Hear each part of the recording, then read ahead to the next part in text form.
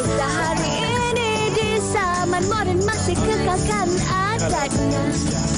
Dihormati, disayangi, disanjungi.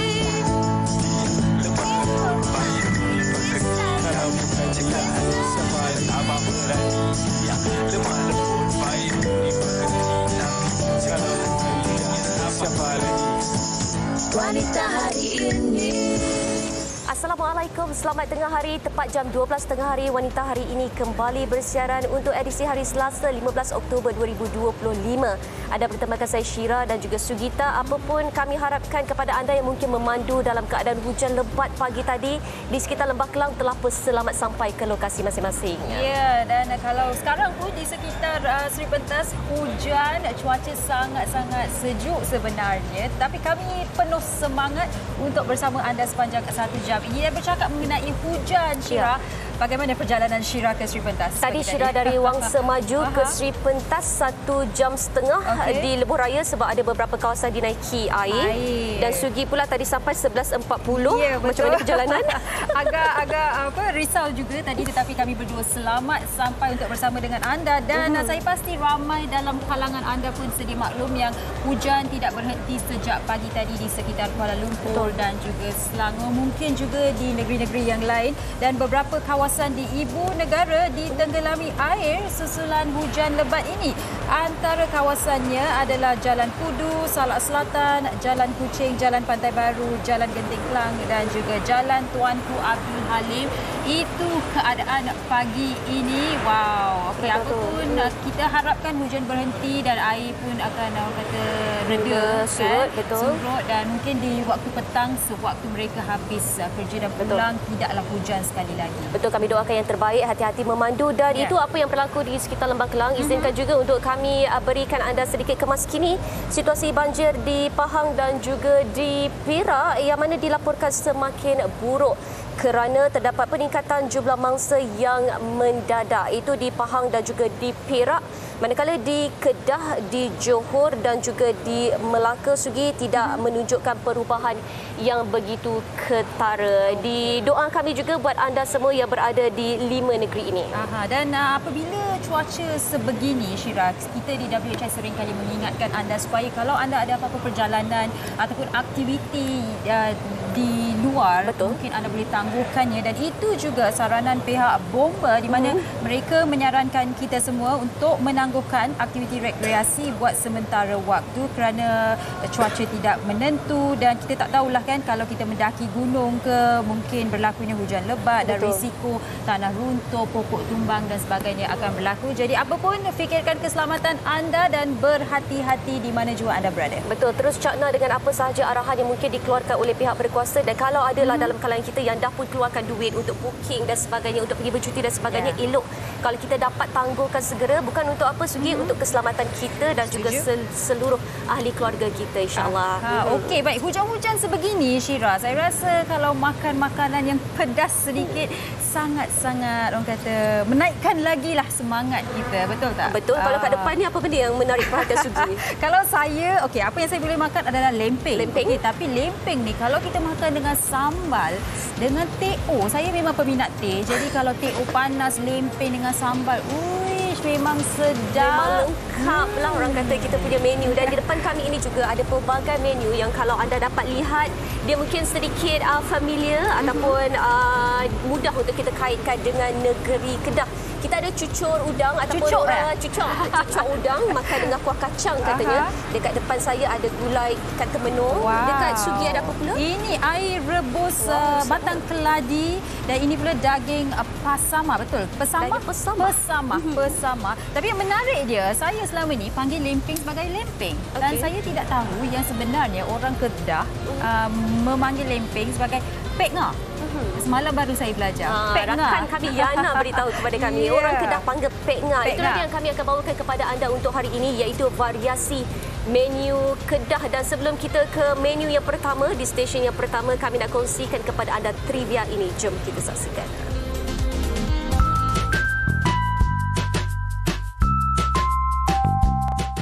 Negeri tertua di Malaysia, Kedah Darul Aman adalah negeri yang terletak di utara semenanjung Malaysia. Negeri ini dilihat sebagai negeri jelapang padi kerana menjadi pengeluar utama beras di Malaysia. Tanahnya yang subur dan sistem pengairan yang baik menjadikan kawasan ini sangat sesuai untuk penanaman padi. Dengan populasi sekitar 2 juta orang, Kedah memainkan peranan penting dalam sektor pertanian dan ekonomi negara. Kedah juga kaya dengan sejarah dan budaya di mana ia merupakan negeri pertama di Malaysia yang menerima kedatangan Islam. Selain itu, Kedah juga menjadi salah satu negeri yang mempunyai tarikan untuk melancong. Tahukah anda, Langkawi merupakan sebuah kepulauan yang terdiri daripada 99 buah pulau dan menjadi destinasi pelancongan terkenal di Malaysia. Bukan sahaja menjadi destinasi pelancongan yang menarik, kesemua negeri Kedah juga merupakan lubuk buat anda yang inginkan sajian tradisi yang enak dan sedap untuk dinikmati. Namun begitu, tepuk dada, tanyalah selera.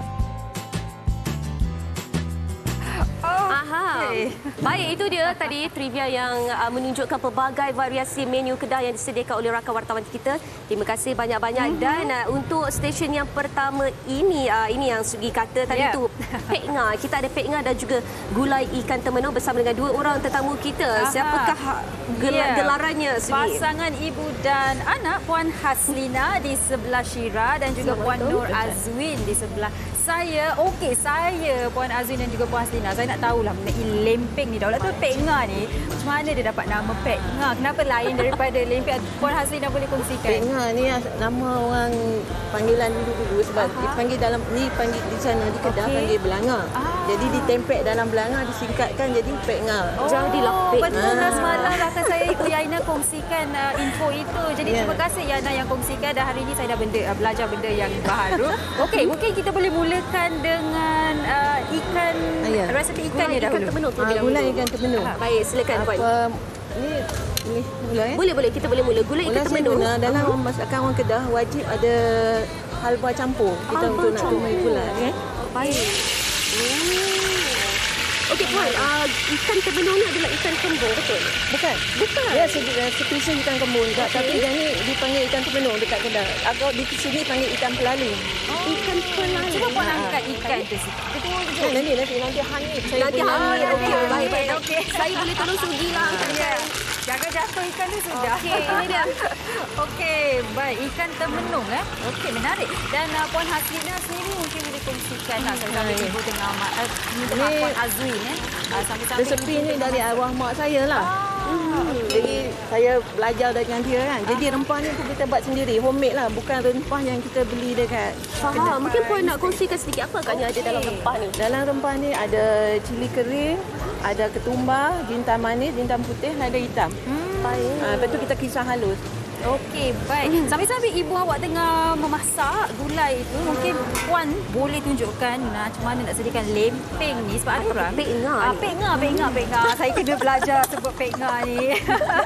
Ada orang resepi Pek Nga ni ada kelapa parut dalamnya. Ini ada ke? Kalau dalam resepi ni? Dalam ni ada kelapa. Okey. Tapi kalau di utara memang Pek Nga lah. Lempeng kelapa. Lempeng kelapa. Dengan dah diletakkan kelapa.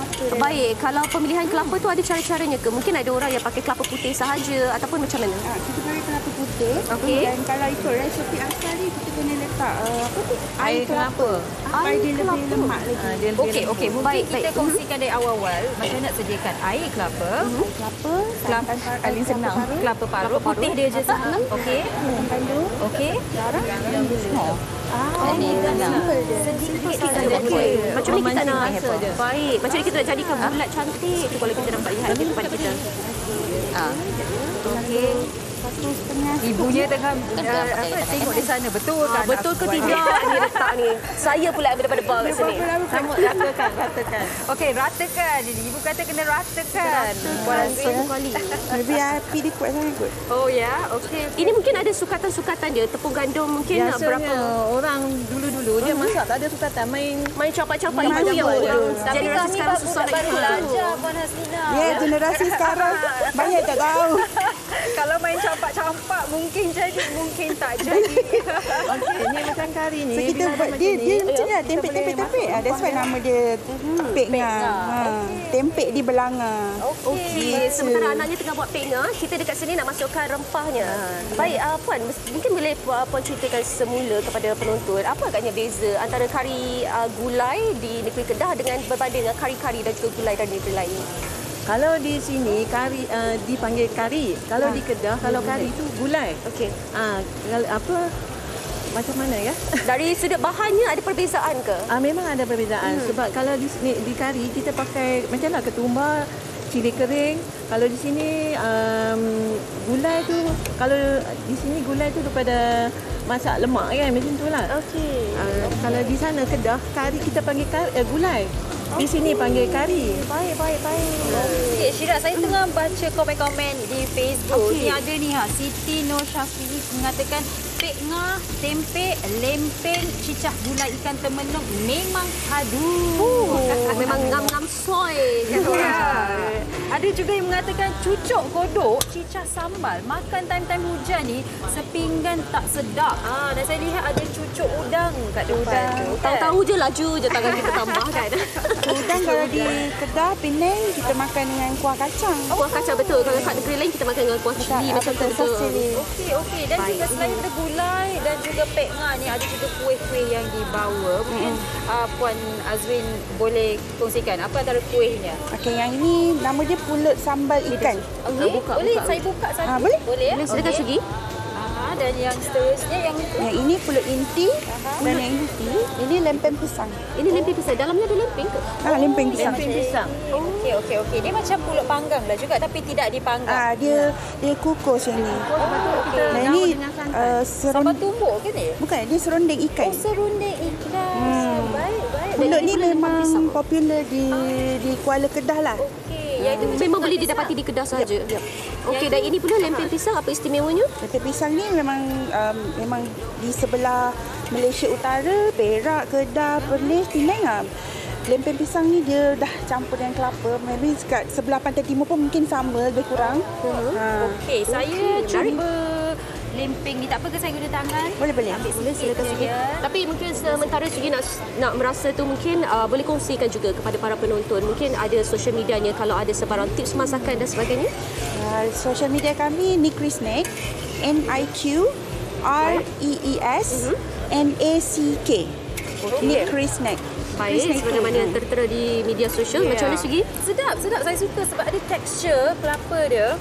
Dan juga betul lah seperti yang Puan Hasnah kongsikan, garamnya sikit, adalah rasa masing-masing. Dia sedap. Saya Dia suka. sebab lemak, kita nak lemak dia tu. Kita tak nak terlalu manis sebab di kari ni kan ada garam berumah. Jadi kombinasi dia tu memang Jadi bila dah campur, dah dicampur aduk, kita makan tu dah cukup rasanya. Okey, baik, kita berapa lama lagi ni kita nak siapkan? dalam 15 minit lagi. 15 minit lagi. Okey, tak apa. 15 minit lama lagi tu kita nak tunggu. Tak apa, kita nak berhenti berehat seketika sementara tunggu gulai ikan temanung kita ni masak. Anda jangan ke mana-mana. Kita ke negeri Kedah, my own bagi Wanita hari ini. Keperluan anak-anak kita terjaga sebagai seorang isteri dan juga sebagai seorang ibu.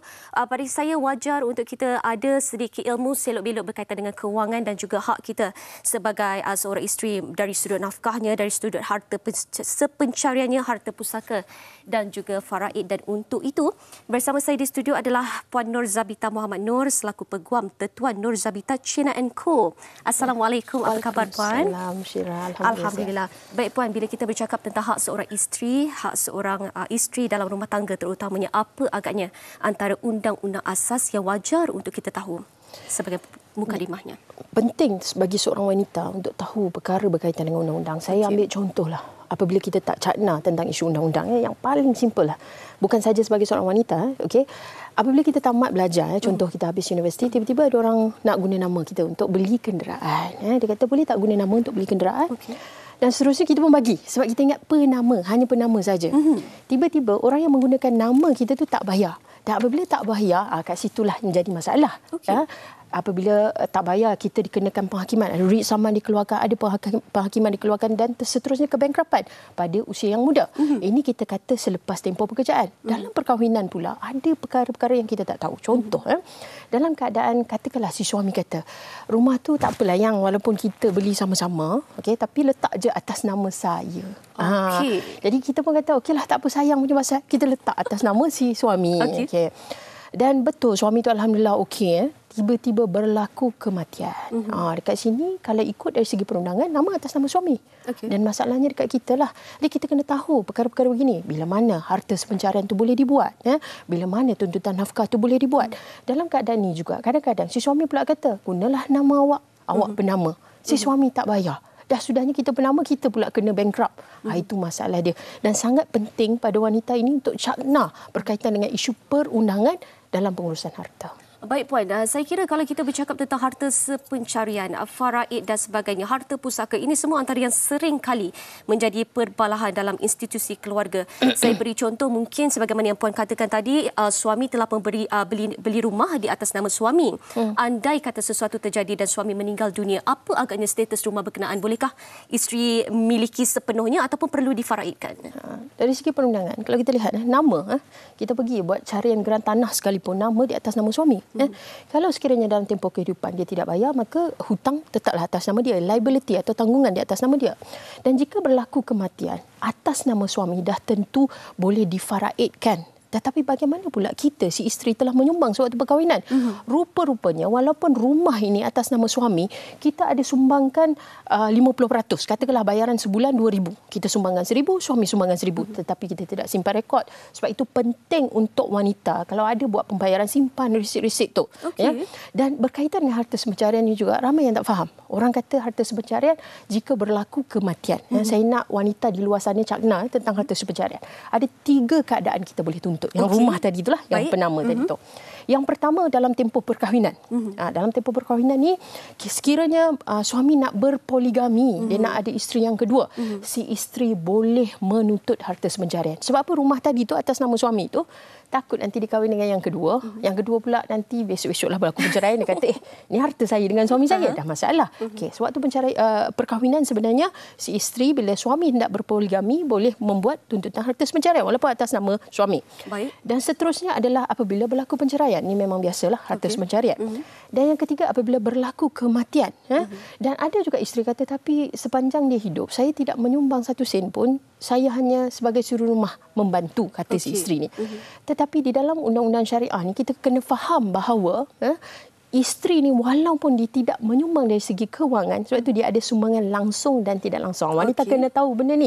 Contoh suami pergi bekerja, hasil daripada duit kerja tu bayar rumah, tapi suami tak perlu bayar penjaga anak-anak, tak perlu bayar pembantu rumah. Jadi dalam keadaan ni si isteri juga menyumbang. Jadi untuk rumah tadi tu sebenarnya selain daripada faraid, sekiranya berlaku kematian, harta sepencarian juga perlu diuruskan. Dia adalah proses-proses dia.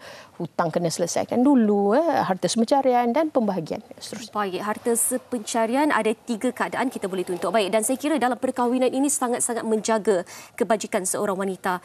Mungkin ada dalam kalangan wanita yang di luar sana yang mereka sayang punya pasal, mereka tak tuntut nafkah mereka dan sebagainya. Tetapi anda sesuatu perkara itu berlaku, bagaimana agaknya mereka boleh tuntut hak mereka yang telah pun dinafikan sepanjang proses perkahwinan ini, Puan? Kita sebagai wanita, saya nak pesan kena bijak.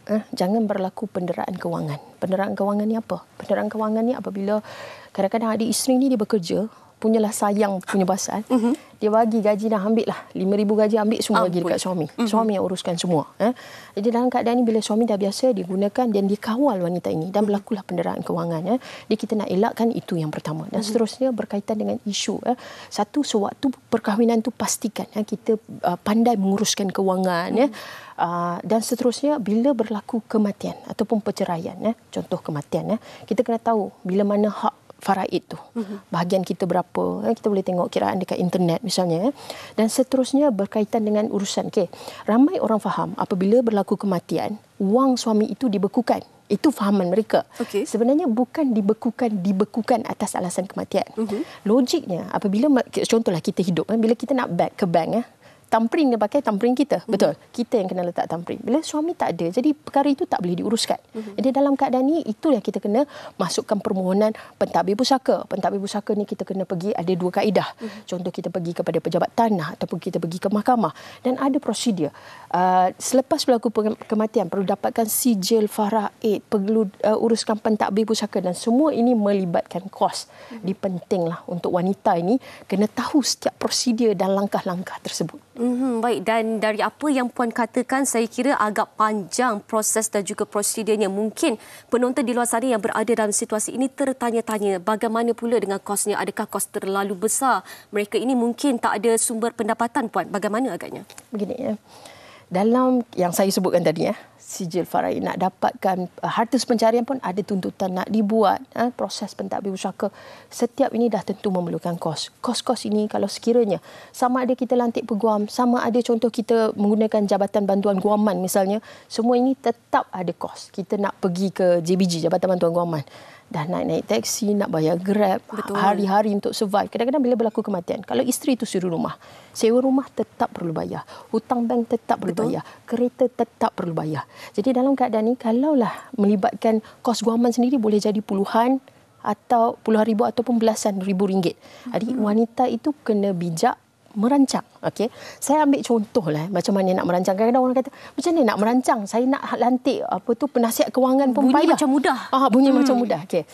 Kalaulah perempuan dekat rumah tu ada masa, boleh pergi layari www.asnbacademy.com.my.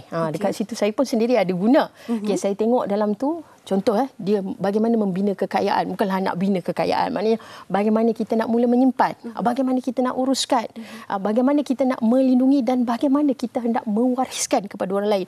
Jadi sebagai wanita ni, bila saya sebutlah kos peguam boleh jadi belasan ribu ringgit, puluhan ribu ringgit. Kos-kos nak ke mahkamah, nak berjumpa dengan orang ni semua makan kos. Jadi kita perlu bijak mengaturkan yang ini. Baik Puan, dalam rumah tangga ada satu ungkapan yang saya suka sebenarnya. Orang kata harta isteri milik isteri, harta suami juga milik isteri. Sejauh mana agaknya kebenarannya dan sekiranya wanita itu bekerjaya, ada sumber kewangan yang kukuh, bagaimana untuk kita lindungi harta wanita ini daripada dimanipulasi, maafkan saya. Benar. Dia ungkapan dulu tadi, hartamu hartaku juga. Hartaku lah kan. Okay. Dalam keadaan ni, kalau kita ikut patah balik kepada hukum Islam, si suami itu memang perlu memberikan nafkah zahir dan juga batin. Jadi apa sahaja, macam contoh harta pencarian ni, apabila harta diusahakan oleh suami isteri lah, suami dan isteri sama-sama beli rumah misalnya, tetapi kalau wanita tu ada gaji itu adalah milik wanita itu sendiri. Jadi suami ni tak boleh guna. Macam yang saya kata tadi, kadang-kadang berlaku penderaan kewangan sebab terlalu sayang, percaya pada suami bagi semua. Jadi wanita ni kena simpan sikit untuk diri sendiri, kena bijak berbelanja. Dalam keadaan ini, saya nasihatkan wanita dekat luar sana, tolong untuk adakan pengurusan kewangan. Kadang-kadang penting tahu, kita ada folder berapa banyak kita bayar, apa urusan kita buat. Contohlah kita jaga anak ke apa ke. Jadi dalam keadaan ini kita uruskan kewangan kita sebaiknya. Baik Puan, dalam rumah tangga juga saya kira sosok seorang isteri sangat penting, yang mana kitalah yang berkorban baik dari segi mentalnya, baik dari segi fizikalnya, kadang-kadang dari segi kewangannya juga, dan kadang-kadang keperluan diri kita sendiri juga dinafikan ataupun diabai. Masa tu berlaku apa-apa barulah kita nak hitung semula dari awal sehinggalah habis. Sebelum berlaku perkara-perkara sebegini, apa agaknya nasihat Puan kepada wanita-wanita di luar sana, tak kisahlah sama ada mereka ini suri rumah maupun bekerjaya, apa yang perlu mereka buat? Pada saya lah, dalam kehidupan ni kalau kita ada financial freedom, kebebasan kewangan ni banyak menyelesaikan masalah. Kita ambil contoh lah, kalau sekiranya bila kematian ke apa ke, duit perlu ada. Bila kita perlu ada duit tu nak buat simpanan. Jadi sediakan payung sebelum hujan. Sewaktu tempoh perkahwinan, kalau boleh, sebulan tu ada simpanan RM50 sebulan, kita kali 12 bulan. Dah jadi RM600. Kalau ada RM10 sekalipun, sekurang-kurangnya ada simpanan. Jangan kita simpan dalam bank saja. Contoh kita simpanlah dalam ASB, ada dividen dia setiap tahun. Dan selepas 10 tahun lah, katakanlah jodoh tidak panjang, mungkin berlaku kematian, selepas 10 tahun kita kira RM6,000 kali 10 kali dividen yang kita akan dapatkan banyak. Jadi sediakan payung sebelum hujan, simpan dulu sikit-sikit dan perkara ini sangat penting nanti. Itu bukan pada kita saja, pada anak-anak juga. Kita ajarkan. Contoh kanak-kanak ni daripada kecil kan ada tabungan. ASB sendiri ada tabungan. Ajar dia menyimpan. Kalau kanak-kanak tu bila lahir memanglah dia tak boleh menyimpan. Kita lah kena didisiplin.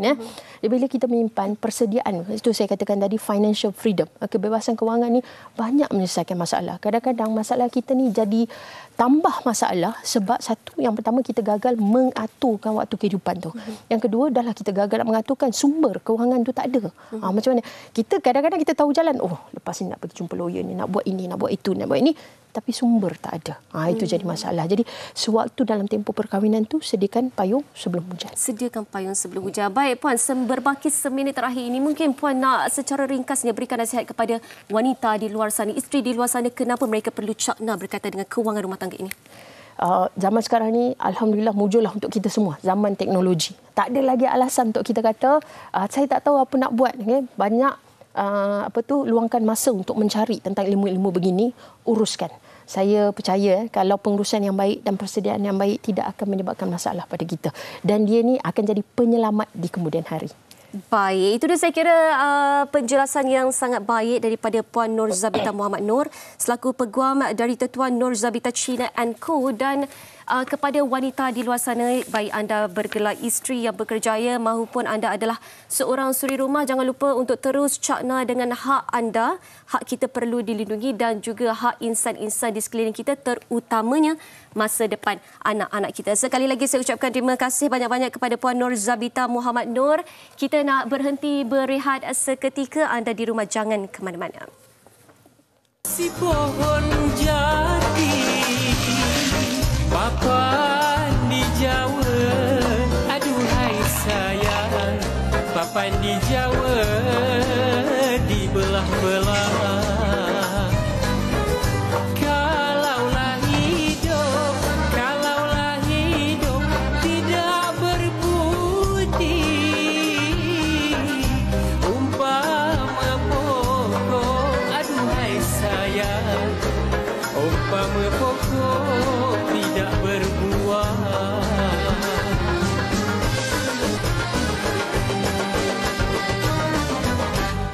Bunga selasih, si bunga panti, kembang pertama kasih, kedua budi, yang mana satu, aduhai sayang, yang mana satu nak diturutkan.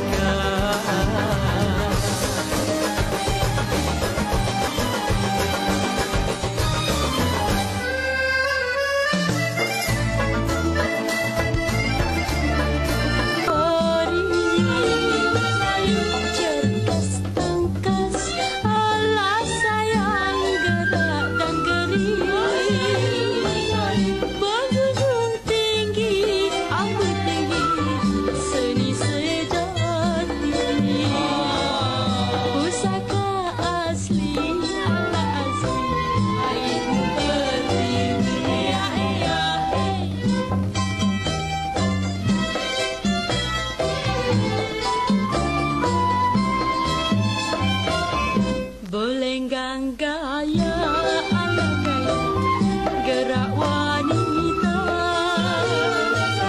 dengan tari. Wanita hari ini. Baik, kembali bersama kami dan seperti yang anda tahu, hari ini kami kongsikan bersama dengan anda menu Kedah. Dan di awal tadi, Syiraz, waktu kita mula bersiaran masih lagi hujan, tetapi sekarang dah reda nampaknya.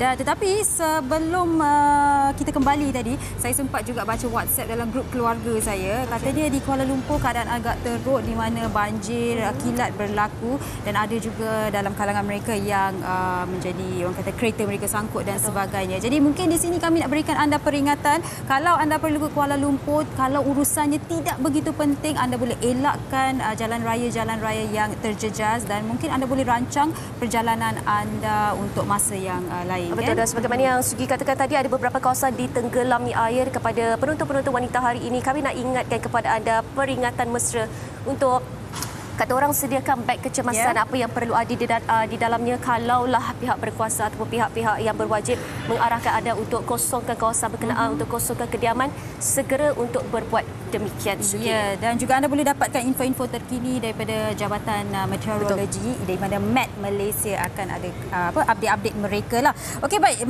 Syirah, menu seterusnya asam rebus batang keladi. Wow, bersama dengan dua orang tetamu kita di perkarangan Sri Pentas, katanya datang daripada Perlis ataupun daripada Kedah sebenarnya. Puan Farhana Hanim Hassan di sebelah saya dan juga cousin saudaranya katanya, Puan Fazana Yusof. Assalamualaikum, apa khabar? Alhamdulillah. Okey, baik. Hari ini kita nak buat asam rebus batang keladi. Okey, kalau sebut tentang batang keladi ni, ramai orang takut, sangat takut miang, takut gatal. Pertama sekali saya nak tanya, ada tips tak untuk kurangkan ataupun hilangkan terus rasa gatal? Okey. So kalau batang keladi ni dari segi pemilihan, biasanya kita akan guna dua jenis lah. Okey, ini batang keladinya kan? Ya, betul. Okay. Ini batang keladi yang kita dah rebus. Okey. So tips dia, biasanya kita akan guna batang keladi, kita panggil keladi minyak ataupun keladi udang. Okey. So keladi udang ni dia punya batang tu merah-merah sikit. So tips dia supaya tidak gatal, masa rebus tu kita letak asam keping tu banyak sikit. Asam keping. Asam keping tu dia akan membantu untuk menghilangkan gatal tu lah. Baik, jadi pemilihan batang keladi tu macam mana tu? Biasanya kalau jual kat pasar tu memang yang kita boleh tengok jenis dia tu. Biasanya yang kita ambil dua jenis ni lah. Okey. Sama ada yang batang keladi minyak ni ataupun batang keladi yang udang. Okey, bagai. Ayuh, kita teruskan. Apa agaknya bahan-bahan yang diperlukan untuk kita siapkan asam rebus batang keladi ni? Okey, yang ni kita dah siap blender. Bahan dia simple je, senang. Rebus, tak payah pakai minyak. Dekat dalam ni kita dah letak bawang putih, bawang merah, belacan sikit, cili kering. And then blender semua. Baik. Kita panaskan air dekat dalam tu, masukkan bahan yang di blender. Kemudian kita masukkan asam keping dan ikan bilis. Dan ikan bilis. Ya, dan selain ikan bilis, boleh juga letak, ada orang letak ikan masin. Ada juga orang letak isi ikan rebus. Yang mana paling sedap? Paling sedap biasanya kalau belah-belah utara banyak kita letak isi ikan lah. Isi ikan. Isi ikan temenung ke ikan kembung tu kita rebus dulu, dan kita kopek isi tu dan kita masukkan dalam. Okey, tapi ada orang berbisik di telinga saya, katanya ikan bilis lah sedap. Ikan bilis sedap. Cita rasa masing-masing. Tapi tadi saya sempat juga berborak dengan Puan Farah dan juga Yus kan. Apa beza asam rebus dengan asam pedas? Sebab kedua-duanya bahan-bahannya seperti sama, tapi tak sama sebenarnya. Betul. Dan juga kuah laksa. Dan kuah laksa. Okey. So bezanya daripada negeri. Biasanya kalau asam pedas ni dia famous dekat Melaka dengan Johor. Okey. Dan cara masak dia, kalau asam pedas dia kena tumis pakai minyak. Asam rebus dia lebih famous di bahagian utara. Especially Kedah, Pening lah makanan ni. Dan cara masak dia very simple. Rebus sahaja. Semua dia just rebus, dia tak pakai minyak langsung. Jadi mereka yang menjaga kesihatan mereka, yang nak kurangkan pengambilan minyak, memang asam rebus ni sesuai untuk dimakan lah. Okey, dan satu lagi saya nak tanya. Okey, ada daun kesum. Betul. Tapi tak ada bunga kantan. Biasanya kalau dia macam sekali kan package bunga kantan dengan daun kesum. Betul. Tapi kalau untuk asam rebus memang kita pakai daun kesum saja. Tapi kalau asam pedas boleh letak. Boleh letak bunga kantan. Okey. Sebab bau dia kan, kita nak bau dia. Baik, asam rebus batang keladi yang Puan berdua sedang buat sekarang ni, agaknya resepi dari mana? Resepi ni daripada mak saya. Daripada semua resepi yang saya belajar ni daripada mak saya, Kak Ayu. Sebab tu nama kedai saya nama mak lah, Kak Ayu. Baik. Puan Yus, memandangkan sedang masak-masak tu, saya nak ke sana sekejap sambil-sambil tu lah. Katanya datang daripada Penang. Terima kasih. Semalam ke datang? Semalam datang semalam. Okey, kalau Penang Kedah ada tak beza masakannya? Sebenarnya dia depend pada orang juga sebenarnya ini. Dia ada macam dia cakap tadi, ada letak ikan, macam tu je. Okey, wah lorat dia macam tu je. Okey, ini memang cepatlah, tak lama lah kan nak Sebab masak. dia selalu dalam 15 minit pun dah settle sebenarnya. Ini menu paling senang untuk Penang lah rasanya. Okey. Senang dan juga berkhasiat. Sedap juga. Waktu hujan paling sedap. Ya. Okey, selalunya kita makan dengan apa? Apa yang kita nak padankan dengan kuah ini? Nasi putih. Ya, nasi putih, kuah ni lagi apa lagi? Dia punya lawan dia tu. Selalu kalau kita orang makan yang ni saja saya. Dah cukup lah Ya. Ikan goreng pun boleh. Ikan goreng, Ikan masin. Itu saja. Dia makanan dia memang tak perlu heavy. Yang ni dia tak perlu makan macam dengan kari, gulai semua tak Dia tak ngam. Cukup ini sahaja. Betul. Inilah hero-nya. Ya. Okey, baik. Mungkin boleh kongsikan juga antara menu yang ada di hadapan ini. Okey. So saya bawakan menu yang ini. Gulai kawah. Okey. Gulai kawah, daging tetel. Dan ni satu lagi ni kerabu perut. Ini Thai style lah. Belah-belah utara. Bukan utara lah, belah-belah Siam. Belah-belah Siam. Ini kerabu perut. Kerabu perut. Okey, baik. Gulai ni ada beza ke dengan negeri lain? Sama je. Sama je dia sebab gulai kari kalau macam ni biasanya memang daripada belah Kedah lah. Okey, baik. Mungkin juga Puan boleh kongsikan laman Instagram ke Facebook ke, ada buat catering, kedai ke? Ya, saya ada restoran dekat Saujana Utama, Sungai Buloh. Restoran Resipi Kak Ayu. Alhamdulillah dah 7 tahun, tahun ke-7. Okey. Dekat restoran tu kita buka pukul 10 pagi sampai pukul 4.30 petang. Okey. Dan ada lebih 60 jenis lauk pauk. Wow. Untuk hidangan tengah hari sahaja. Okey, dan Kak Ayu adalah nama ibu Ya, Puan betul. Farah. Baik. Terima kasih banyak. Okey, daun Terima kasih kesum dah banyak. dimasukkan. Dah sekejap lagi dah siap lah tu kan? Daun kesum tu dia last lah. Okey. Sampai kita tak nak dia lembik. Okey, baik. Sebelum kita ke menu seterusnya, sebelah saya ni ada daging pesamah. Kita nak dengar dulu pendapat rakan-rakan kita di luar sana. Apa agaknya menu kegemaran mereka? Jom kita dengarkan.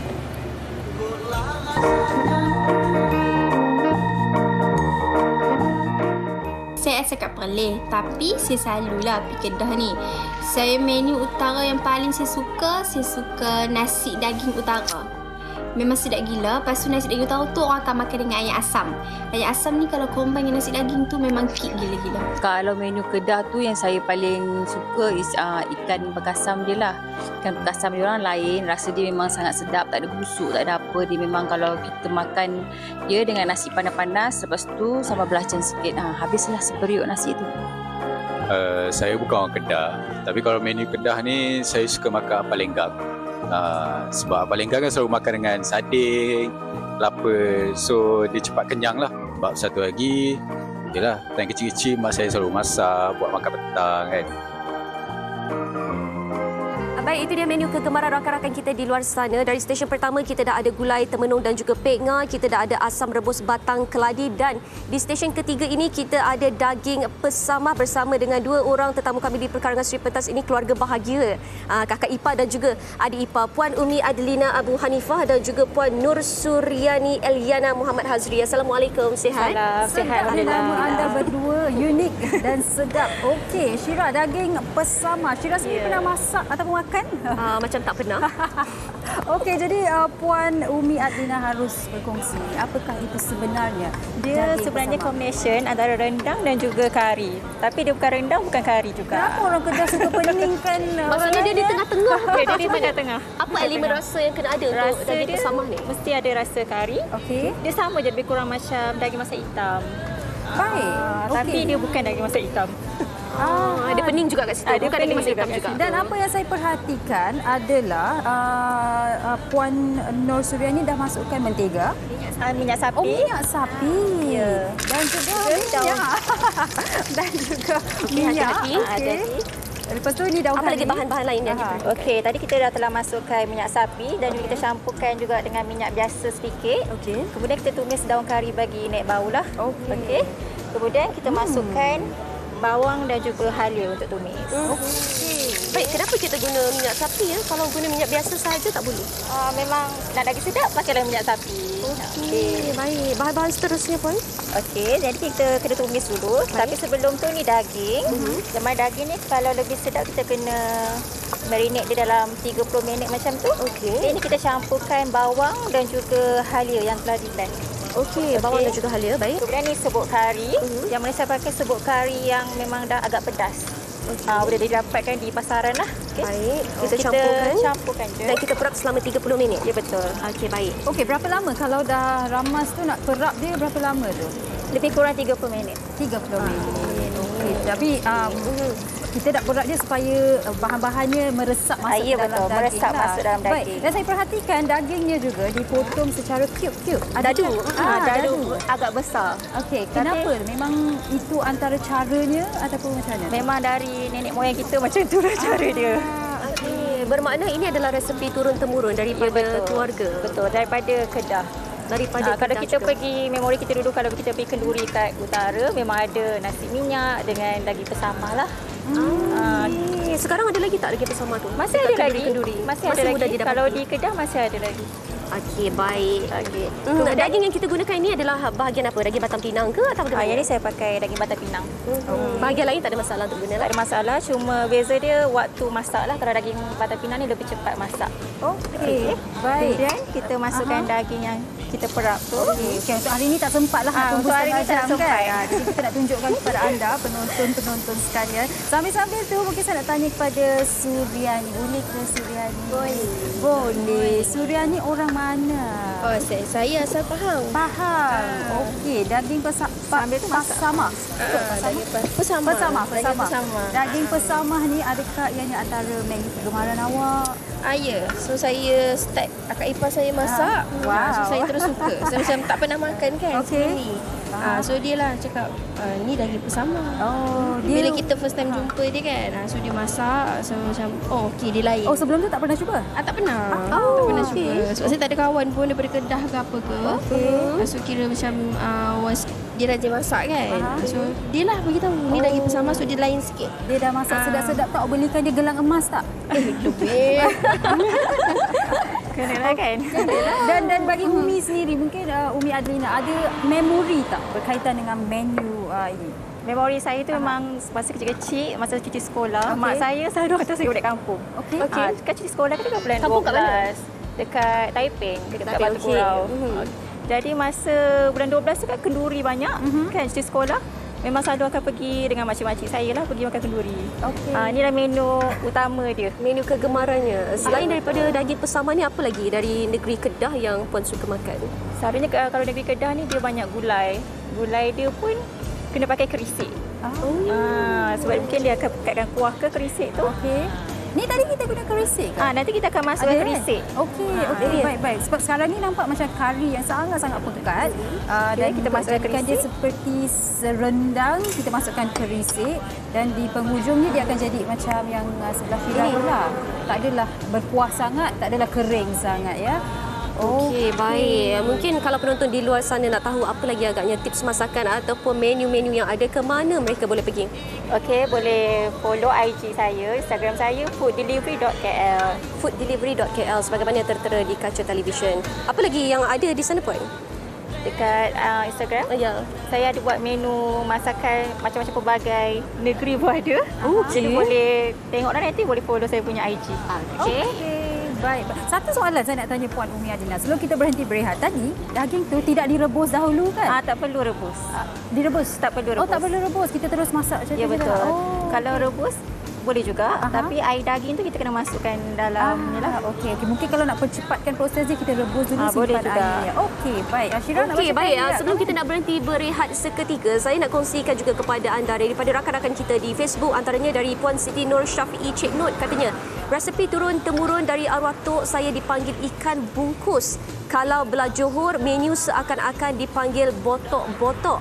Resepi tok saya menggunakan isi ikan haruan dicampur bumbu-bumbu dan juga pati santan, daun mengkudu, dihiris nipis, letak atas daun pisang, letak isi ikan tadi, dibungkus dan dikukus. Sumpah katanya sedap. Orang dalam pantang pun boleh makan. Saya kena cuba. Namanya siapa tadi? Puan Siti Nur Syafiee Cik Not. Puan Siti Nur Syafiee, kalau boleh tulis resepi tu terus. Syirah nak cuba kat rumah. Okey, baik, kita akan berhenti berehat seketika, kembali selepas ini di WHI.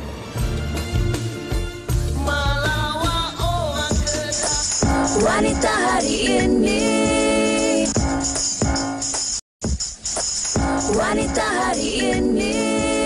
Kembali bersama kami di Wanita hari ini. Di hujung siaran ini ataupun berbaki beberapa minit sebelum kita akhiri siaran kita untuk hari ini, katanya Sugi ada nak belanja lagu. Betul, saya baru sahaja belajar daripada orang Kedah. Okey. Berasal dari Langkawi. Okey. Kalau salah jangan gelak ya. Mai oi mai cik mai, kita ke negeri Kedah. Mai cik. Mai cik. Tapi masalahnya kita menyanyikannya, saya menyanyikannya di penghujung siaran, bukan patutnya di awal tadi awak dah kena belanja. Itulah, tapi tak apalah, itu je sikit je saya belanja hari ini. Apa pun kami nak ucapkan terima kasih kepada anda semua yang sudi bersama kami sepanjang 1 jam ini, dan juga kepada tetamu kita yang sudi berkongsi pelbagai menu dari Kedah. Betul, kami harapkan apa sahaja menu yang kami kongsikan untuk hari ini memberi manfaat kepada anda semua. Mungkinlah kan hujan-hujan ni nak duduk di rumah, ada plan ataupun ada perancangan yang anda batalkan. Mungkin ini antara menu-menu yang menanti anda seisi keluarga di rumah nanti. Ya, tadi kita dah kongsikan daging bersama, air rebus ubi batang keladi dan juga tadi pek nga. Saya takkan lupakan pek nga. Okey, apa pun WHI akan kembali esok jam 12.30 hari seperti biasa dengan topiknya. Duit bukan segalanya, tetapi hidup perlukan duit. Saya setuju dengan kenyataan ini. Kita nak masuk ke tandas awam pun perlukan duit sekarang ni. Setuju sangat, tetapi mungkin ada dalam kalangan anda yang mempunyai pandangan yang berbeza. Jadi esok anda kongsikan pandangan anda bersama dengan kami. Baiklah, edisi untuk hari Selasa Wanita hari ini kami melabuhkan tirai. Anda di rumah jaga diri baik-baik, cakna dengan keadaan semasa. Assalamualaikum, jaga diri. Terima kasih, bye-bye. Mai oi mai cik mai, kita ada kelang besi.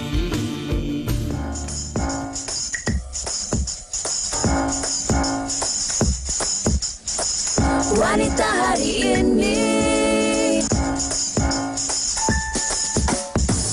wanita hari ini bijak mengatur, mengurus mata wataknya.